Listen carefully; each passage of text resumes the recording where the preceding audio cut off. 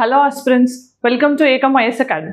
ఈ రోజు మనం డిస్కస్ చేస్తున్న టాపిక్ ఏంటి అంటే మొట్టమొదటిసారిగా నార్త్ ఈస్ట్ నుంచి యునెస్కో కల్చరల్ హెరిటేజ్ లిస్ట్లోకి ఒక ప్లేస్ రికార్డ్ అయింది. అదేంటి, దాని వెనుక ఉన్న కల్చరల్ సిగ్నిఫికెన్స్ ఏంటి, దీనికి ఏమైనా కింగ్డమ్ అసోసియేషన్ ఉందా, దాంతోపాటు ఇప్పటి వరకు నార్త్ ఈస్ట్ నుంచి ఎన్ని యునెస్కో వరల్డ్ హెరిటేజ్ సైట్స్ ఉన్నాయి, ఇప్పుడు వరల్డ్ హెరిటేజ్ కమిటీ సెషన్ ఏదైతే జరుగుతుందో ఇండియాలో అది దాని గురించి స్పెషాలిటీ ఏంటి, ఇవన్నీ కూడా వీడియోలో డిస్కస్ చేద్దాం along with UNESCO world heritage sites.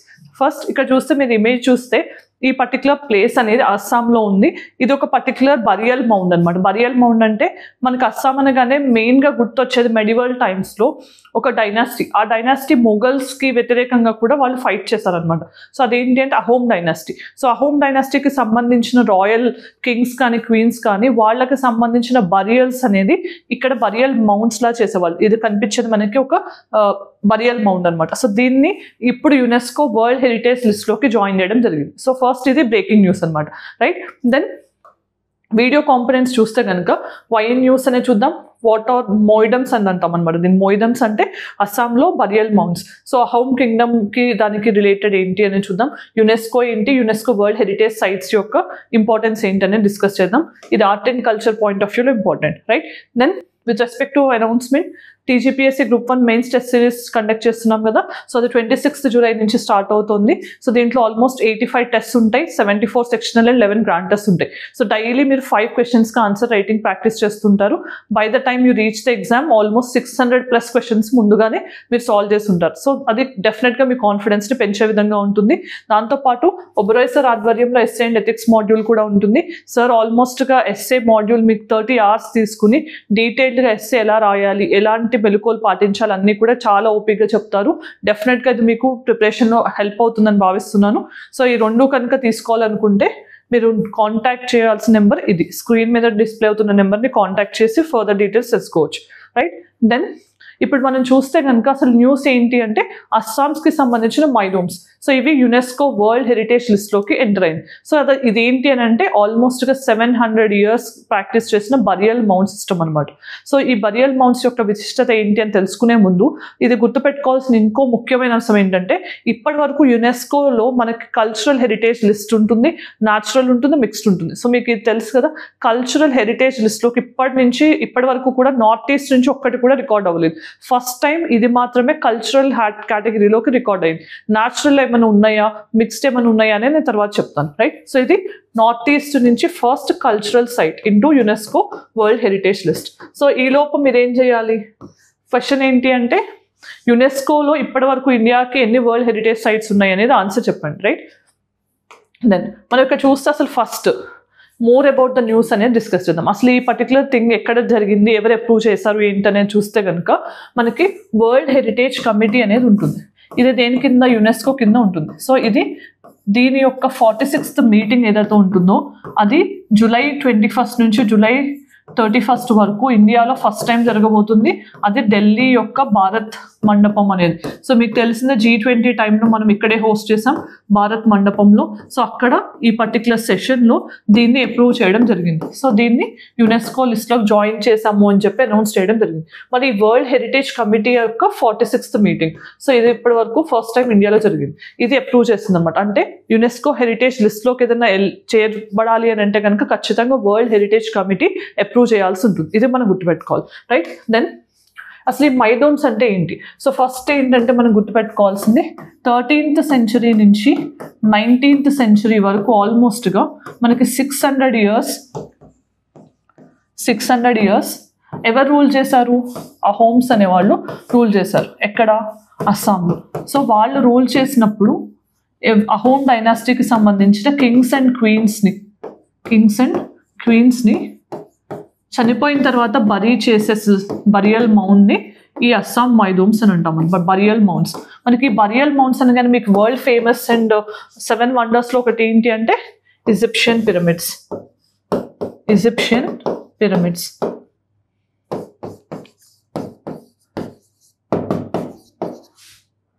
ఇలానే చైనాలో కూడా ఒక బరియల్ ప్రాక్టీస్ అనేది చాలా ఫేమస్. వాటిని రెప్లికేట్ చేస్తున్నట్టే ఉంటాయి అహోమ్ సంబంధించిన మైడోమ్స్ అనేవి. మరి ఇవి ఎలా తయారు చేస్తారు అంటే జనరల్గా ఎర్త్ యొక్క మడ్ కానీ, బ్రిక్స్ కానీ,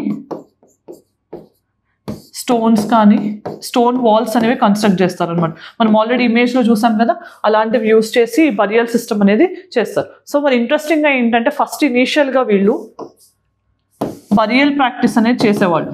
ఎప్పటి నుంచి ఆల్మోస్ట్గా వీళ్ళ అంటే డైనాసిటీ అనేది 1228లో స్టార్ట్ అయింది. అప్పటి నుంచి కూడా 1700s వరకు కూడా వీళ్ళు చనిపోయిన వాళ్ళని బరీ చేసేవారు. అంటే చనిపోయిన వాళ్ళందరినీ కూడా ఒకటే చోట. సో మనకి డిఫరెంట్ స్టోరీస్ ప్రకారం ఏంటి, తాజ్మహల్ కూడా ఆల్మోస్ట్గా ఓన్లీ ముంతాజ్ మహల్ ఒక్కదాని కోసమే కాకుండా చాలా మంది ముఘల్ ఫ్యామిలీకి సంబంధించిన వాళ్ళు అక్కడ బరీ చేశారని కూడా మనం విన్నాం. సో దానికి సంబంధించి ఇక్కడ ఇలా ఆల్మోస్ట్గా 1200 అంటే 13th century నుంచి 18th century వరకు బరియల్ చేసేవాళ్ళు. కానీ తర్వాత ఏం చేశారు అని అంటే వీళ్ళు ట్రైబల్ కింగ్డమ్ అయినా కూడా కొన్ని హిందూ ప్రాక్టీసెస్ని అడాప్ట్ చేసుకోవడం జరిగిందనమాట. హిందూ ప్రాక్టీసెస్ అంటే ఏంటి, జనరల్గా హిందూ ట్రెడిషన్ ప్రకారం క్రిమేట్ చేస్తారు. అంటే మన బాడీ చనిపోయిన తర్వాత కాల్చుస్తారు కదా. సో దాని తర్వాత ఏం చేస్తారు, ఇక్కడ క్రిమేషన్ చేసిన బోన్స్ని మాత్రమే బరీ చేయడం స్టార్ట్ చేసేవాళ్ళు అనమాట. క్రిమేషన్ చేసిన తర్వాత బోన్స్ అలా మనకి మిగిలిపోతాయి కదా. సో ఆ బోన్స్ని ఇక్కడ క్రిమేట్ చేయడంతో పాటు బరియల్ చేయడం ఇలాంటివన్నీ ప్రాక్టీస్ చేసేవాళ్ళు అనమాట. సో ఇది మైదోమ్స్ గురించి మనం తెలుసుకోవాల్సింది. దెన్ అసలు ఈ అహోమ్ కింగ్డమ్ అనేది ఎక్కడుంది అని చూస్తే కనుక ఇది ప్రెసెంటే అస్సాం. దీంట్లో మీరు చూస్తే ఇదంతా కూడా ఈ గ్రీన్ అండ్ కలర్డ్ ఏరియా అంతా కూడా అహోమ్ కింగ్డమ్గా ఉండేది. నార్త్ ఈస్ట్లో బిగ్గెస్ట్ కింగ్డమ్ కూడా మీరు చెప్పొచ్చు, northern especially in the middle అంటే మెడివల్ పీరియడ్లో. దెన్ మనం ఇప్పుడు అర్థం చేసుకోవాల్సింది అసలు ఈ అహోమ్స్ అనేవాళ్ళు ఎవరు, రైట్? అహోమ్స్ అనే కింగ్డమ్ ఎప్పుడు ఎస్టాబ్లిష్ అయింది, ఎగ్జాక్ట్గా 1228లో. వీళ్ళు ఆల్మోస్ట్గా 600 years రూల్ చేశారు. అంటే 13th century నుంచి 19th century వరకు రూల్ చేశారు, రైట్? సో వీళ్ళ లొకేషన్ ఏంటి అంటే కనుక మనకి మెయిన్గా బ్రహ్మపుత్ర వ్యాలీ, అస్సాంలో బ్రహ్మపుత్ర వ్యాలీ ఉన్న రీజన్ మొత్తం కూడా వీళ్ళ కంట్రోల్లో ఉండేది. సో మీరు చూస్తే కనుక మనకి హిస్టరీ మొత్తం కూడా ఎప్పుడు కూడా రివర్ బ్యాంక్స్ కానీ వ్యాలీస్ చుట్టే ఉండేది. ఎందుకంటే ఫర్టైల్ ఏరియా ఉంటే, ఫర్టైల్ ఏరియాని బట్టి అగ్రికల్చర్ ప్రాస్పెరిటీ ఉంటేనే పొలిటికల్ ఆర్గనైజేషన్ అనేది ఈజీగా ఉంటుంది. సో అస్సాంలో బ్రహ్మపుత్ర వ్యాలీ బ్యాంక్స్లో వీళ్ళు రూల్ చేసేవాళ్ళు. దెన్ అసలు ఫౌండర్ ఎవరు ఈ డైనాసిటీకి, ఆల్మోస్ట్ 600 years రూల్ చేశారు. ఫౌండర్ ఎవరు అని అంటే చౌలం సుకాపా అనే పర్సన్. ఆల్మోస్ట్ 1253లో ఇనీషియల్గా వీళ్ళు కన్సాలిడేట్ చేసి ఒక పర్టికులర్ కింగ్డమ్ని ఎస్టాబ్లిష్ చేయడం జరిగింది. ఇది ఎస్టాబ్లిష్మెంట్ 1228లో జరిగినా కూడా కన్సాలిడేషన్ చేసి ఫర్దర్గా రూల్ స్టార్ట్ చేసింది 1253 నుంచి. దెన్ క్యాపిటల్ ఏంటి అంటే కనుక చరాయిదేవ్, ఇది దీని క్యాపిటల్. సో ఆల్మోస్ట్ ఇది 400 kilometers గౌహతి అస్సాం క్యాపిటల్ ఏదైతే ఉందో అక్కడ నుంచి 400 kilometers దూరంలో ఉంది. మరి దీన్ని ఎండ్ ఎలా అయింది అహోమ్ కింగ్డమ్ అంటే కనుక మనం గుర్తుపెట్టుకోవాల్సింది, బ్రిటిష్ వాళ్ళు 1826లో ఎనెక్స్ చేయడం వల్ల ట్రీటీ ఆఫ్ ఎండోబో అనేది సైన్ చేశారు అహోమ్ కింగ్డమ్కి బ్రిటిష్కి మధ్యలో. బ్రిటిష్ ఎనెక్స్ చేయడం వల్ల ఇది 1826లో ఎండ్ అయిపోయింది. అంటే 1228లో స్టార్ట్ అయితే 1826, ఆల్మోస్ట్ 600 years, 2 సంవత్సరాలు తక్కువ. సో చెప్తే కనుక క్లియర్గా మనకు చూడొచ్చు Ahom kingdom history. Then political setup ఎలా ఉండేది అని అంటే వీళ్ళు ఎవరిని సప్రెస్ చేసి ఎస్టాబ్లిష్ చేశారు, ఆల్రెడీ ఉన్న ల్యాండ్ లార్డ్స్, వాళ్ళ పేర్లు ఏంటి అంటే బుయాన్స్ అనే ల్యాండ్ లార్డ్స్ని సప్రెస్ చేసి వీళ్ళ కింగ్డమ్ని ఎస్టాబ్లిష్ చేసినట్టు హిస్టారికల్ రికార్డ్స్ చెప్తున్నాయి. మరి వీళ్ళలో ఒక ఫోర్స్డ్ లేబర్ ప్రాక్టీస్ ఉండేది. ఆ ఫోర్స్డ్ లేబర్ ప్రాక్టీస్ ఏంటి, వాళ్ళని పైక్స్ అనేవాళ్ళు. ఫోర్స్డ్ లేబర్ మనకు వెట్టి అని అంటాం కదా, వెట్టి అంటే forced labour Gupta times. So అలానే ఇది కూడా పైక్స్ అనమాట. ఈ టర్మ్స్ యూపీఎస్సీలో కానీ అదర్ ఎగ్జామ్స్లో ఇంపార్టెంట్, రైట్? సొసైటీ ఎలా ఉండేది అని అంటే కనుక ఖచ్చితంగా వీళ్ళు క్లాన్స్ అంటే ఏంటి, మనం ఎవరి నుంచి అయితే మన యాన్సిస్ట్రీని ట్రేస్ చేస్తామో వాళ్ళు క్లాన్స్ అంటారు. సో వాళ్ళని క్లాన్స్ని కెల్స్ అనేవాళ్ళు వాళ్ళ లాంగ్వేజ్లో. సో ఈ కెల్స్ అనేవి మళ్ళీ ఇంకా డివైడ్ అయ్యాయి విలేజెస్గా.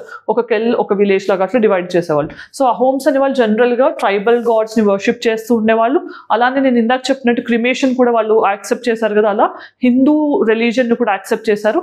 హిందూ రిలీజియన్ యాక్సెప్ట్ చేసినా కూడా వాళ్ళ రిలీజియస్ ఐడెంటిటీ అనేదాన్ని కూడా వాళ్ళు మెయింటైన్ చేసుకున్నారు. సో అలా ఇది నేచర్ అండ్ సొసైటీ అనమాట. దెన్ మిలిటరీ ఎలా ఉండేది, వాళ్ళు ఇన్ఫాంట్రీ కానీ క్యావలరీ కానీ ఎలిఫాంట్రీ ఇవన్నీ కూడా మెయింటైన్ చేస్తారు. అంతేకాకుండా వీళ్ళు గొరిల్లా వార్ఫేర్లో చాలా సుప్రసిద్ధులు.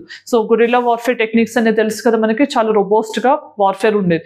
దాంతోపాటు వీళ్ళు బోట్ బ్రిడ్జెస్ అనే దాన్ని కూడా యూజ్ చేసేవాళ్ళు అని చెప్పి బ్రహ్మపుత్ర రివర్లో తెలుస్తుంది. మీకు తెలిసింది బ్రహ్మపుత్ర రివర్ మనకి వైడ్గా ఉంటుంది, వాటర్ ఫ్లో ఎక్కువ ఉంటుంది. దానివల్ల బోట్ బ్రిడ్జెస్ అనే వాటిని కూడా వీళ్ళు యూజ్ చేశారన్నట్టు తెలుస్తుంది. దాంతోపాటు ఇక్కడ most important point or person ఎవరు అని అంటే కనుక హోమ్లో నావీ అనేది లచ్చిత్ బొర్ఫుకన్ అనే పర్సన్ లీడ్ చేసేవాళ్ళు. ఈయన ఆల్మోస్ట్గా ముఘల్స్ కమాండర్ యొక్క రామ్ సింగ్ 1. ఈయన ఎవరు అంటే ఔరంగజేబ్ టైంలో ఉన్న ముఘల్ కమాండర్. సో ఆయన డిఫీట్ చేశారు. ఎక్కడ అంటే బ్యాటిల్ ఆఫ్ సరైఘాట్. ఇది చాలా important. Battle of Saraighat in 1671. మరి ఈయన ఇంత ధైర్యంగా ఒక చిన్న నార్త్ ఈస్టర్న్ కింగ్డమ్, ముఘల్స్తో పోలిస్తే చిన్న కింగ్డమే అది. సో ముఘల్స్ని వాళ్ళు ఓడించి మరీ గెలిచారు అని అంటే ఆయన యొక్క స్టవర్ట్నెస్ కానీ మీరు కమాండింగ్ పవర్ మీరు అర్థం చేసుకోవచ్చు. అందుకని ఇండియన్ నేవీలో ఆర్ ఇండియన్ డిఫెన్స్ అకాడమీలో బెస్ట్ క్యాడెట్కి ఈయన పేరు మీద అవార్డు ఇవ్వడం జరుగుతుంది. ఆల్మోస్ట్ 1990s నుంచి మనం ఆయన పేరు మీదే ఈ డిఫెన్స్ అకాడమీలో గోల్డ్ మెడల్ బెస్ట్ క్యాడెట్కి ఇస్తున్నారు అనమాట 1999 నుంచి. సో ఇది ఇంకొక ఇంపార్టెంట్ థింగ్. దెన్ ఇప్పుడు ఫస్ట్ మనం యునెస్కో గురించి చూడాలి. ఎందుకు అంటే ఈ అహోమ్ మైదోమ్స్ ఏవైతే ఉన్నాయో అవి యునెస్కో వరల్డ్ హెరిటేజ్ లిస్ట్లోకి వెళ్ళాయి కదా. సో ఫస్ట్ యునెస్కో అంటే ఏంటి? ఇది ఒక specialized agency of UN, right? So ఈ స్పెషలైజ్డ్ ఏజెన్సీలో మనకి ఎన్ని ఉన్నాయి? ఆల్మోస్ట్గా 15 to 17 స్పెషలైజ్డ్ ఏజెన్సీస్ ఉన్నాయి. మరి దీని హెడ్ క్వార్టర్స్ ఎక్కడ ఉంది అంటే పారిస్, ఫ్రాన్స్లో ఉంది, రైట్? దీన్ని ఎప్పుడు ఎస్టాబ్లిష్ చేశారు? 1945. సో 1945 అంటే యుఎన్ ఎప్పుడైతే ఎస్టాబ్లిష్ అయిందో యుఎన్ చార్టర్తో అప్పుడే ఇది కూడా ఎస్టాబ్లిష్ అయింది. దీనికంటే ముందు అంటే యుఎన్ కంటే ముందు మనకి ఏముంది? League of nations. మరి లీగ్ ఆఫ్ నేషన్స్ ఉన్నప్పుడు యునెస్కో ప్లేస్లో ఏముండేది అంటే కనుక మనకి international committee on intellectual cooperation అనేది ఉండేది యునెస్కో ప్లేస్లో. దాన్ని లీగ్ ఆఫ్ నేషన్స్ని యుఎన్తో ఎలా రీప్లేస్ చేసామో ఇంటలెక్చువల్ కమిటీ కోఆపరేషన్ కమిటీ అనే దాన్ని యునెస్కోతో రీప్లేస్ చేయడం జరిగింది. మరి ఇది మనకి UN sustainable development goals member కమిటీలో కూడా ఒక కమిటీగా ఉంది. అంటే యుఎన్ సస్టైనబుల్ డెవలప్మెంట్ గోల్స్ మనం 2030 కల్లా అచీవ్ చేస్తామా లేదా దాని మానిటరింగ్ కూడా యునెస్కో కోఆపరేషన్ అనేది ఉంటుంది, రైట్? దెన్ ఇప్పుడు మనం చూస్తే ఇక్కడ ఇవన్నీ యునెస్కో వరల్డ్ హెరిటేజ్ సైట్స్ ఉన్నాయి. మరి యునెస్కో వరల్డ్ హెరిటేజ్ సైట్స్ అంటే ఇండియాలో ఎన్ని ఉన్నాయని డిస్కస్ చేసే ముందు మీరు ఇవన్నీ ఒకసారి డీటెయిల్గా పాజ్ చేసి చూడొచ్చు. మ్యాప్లో ఆల్మోస్ట్గా అప్డేటెడ్ కొంచెం లేదు కానీ బట్ ఆల్మోస్ట్గా మిగతావన్నీ అప్డేటెడ్గానే ఉన్నాయి. రీసెంట్ వన్స్ అంటే ఫర్ ఎగ్జాంపుల్ మనకి రీసెంట్గా కర్ణాటకలో బేలూరు, హైలేబీడ్ ఇవి వచ్చాయి కదా, దాంతోపాటు శాంతినికేతన్. సో అవి తప్పించి మిగతావన్నీ కూడా యునెస్కో లిస్ట్లో ఉన్నవి ఇక్కడ ఉన్నాయి. దెన్ అసలు ఫస్ట్ ఇప్పుడు యునెస్కో వరల్డ్ హెరిటేజ్ సైట్స్ అనేవి ఎవరు అప్రూవ్ చేస్తారని మనం చూసాం. ఫస్ట్ ఏంటి? జనరల్గా టెంటేటివ్ లిస్ట్ అనేది ఒకటి ఉంటుంది. అంటే ఎవరైతే జాయిన్ అవ్వాలి అనుకుంటున్నారో అంటే వాళ్ళ కల్చరల్ హెరిటేజ్కి రికగ్నిషన్ రావాలనుకుంటున్నారో ఆ కంట్రీ వాళ్ళు ఏం చేస్తారు? మా పర్టికులర్ ఈ సైట్ని కల్చరల్ కేటగిరీలో కానీ న్యాచురల్ కేటగిరీలో కానీ రికగ్నైజ్ చేయండి అని చెప్పి ఫస్ట్ రికమెండేషన్స్ని ఇస్తారనమాట. వాటిని టెంటేటివ్ లిస్ట్ అంటాం. మరి ఇండియాలో ఇప్పటివరకు ఎన్ని ఉన్నాయి టెంటేటివ్ లిస్ట్లో ఉంటే కనుక 57 ఉన్నాయి. సో 57th ఇది. సో మరి 57 అంటే ఇండియా ఏషియా పెసిఫిక్ కేటగిరీలో సెకండ్ ప్లేస్లో ఉంది. మనకంటే ఎవరు ఎక్కువలో ఉన్నారు? చైనా అనేది ఎక్కువగా ఉంది. చైనా అనేది మనకంటే ఎక్కువ ఉంది. సో ఇండియా అనేది సెకండ్ పొజిషన్లో ఉంది, రైట్? దెన్ అసలు మరి ఇది వరల్డ్ హెరిటేజ్ లిస్ట్ టెంటేటివ్ లిస్ట్లో ఉన్న వాళ్ళని ఎవరు అప్రూవ్ చేస్తారు? వరల్డ్ హెరిటేజ్ కమిటీ అనేది అప్రూవ్ చేస్తుంది. ఓకే, ఇది అప్రూవ్ చేయాలి. దెన్ మనం ఇప్పుడు చూస్తే కనుక ఇండియాలో ఎన్ని వరల్డ్ హెరిటేజ్ సైట్స్ ఉన్నాయి? 42 ఉన్నాయి ఆల్రెడీ. 42లో 42nd వన్ ఏంటి? మనకి sacred ensembles of Hoysalas, right? Sacred ensembles of హోయసలా.